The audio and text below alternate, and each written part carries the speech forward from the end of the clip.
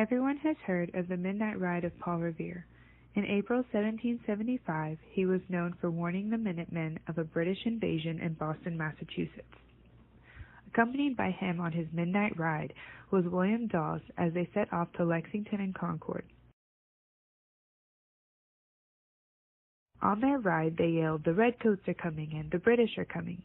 However, the Midnight Ride of Sybil Ludington is a very similar story, yet not as known or popular.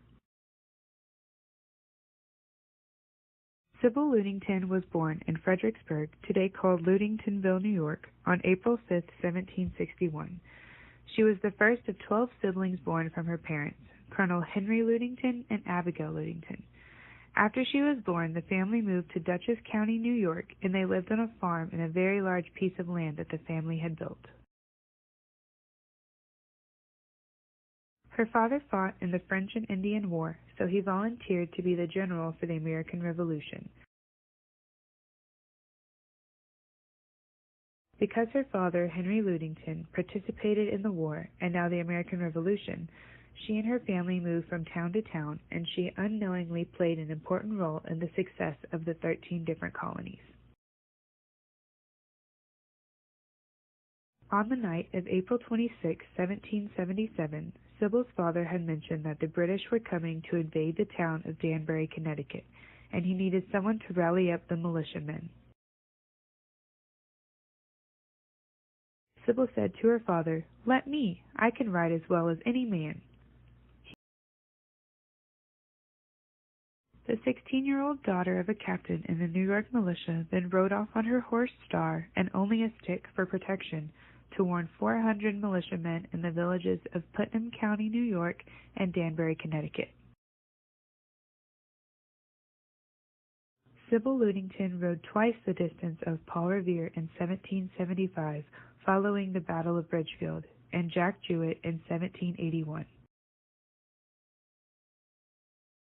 As she set off to round up the countryside and sound the alarms, she rode her horse 40 miles through the dark, rainy night, stopping at farmhouses to wake up the militiamen about what was going on and to inform them that it was time to prepare for the war. The American Revolutionary War was a war between Great Britain's 13 North American colonies and the colonial government, which represented the British Crown. This was much more than a war over taxes and trade regulations. It was the first modern-day revolution and the first time in history that people had fought for their independence. The British troops were planning to attack Danbury, Connecticut, where the Continental Army had a supply depot. Not only did Sybil Ludington have to elude the British troops in the area, but also the Loyalists to the Crown along with robbers.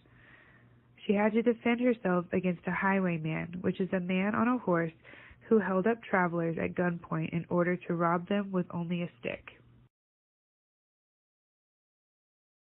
After warning the residents of Danbury, Connecticut, the British troops burned down 3 buildings and destroyed multiple homes, fortunately not killing very many people.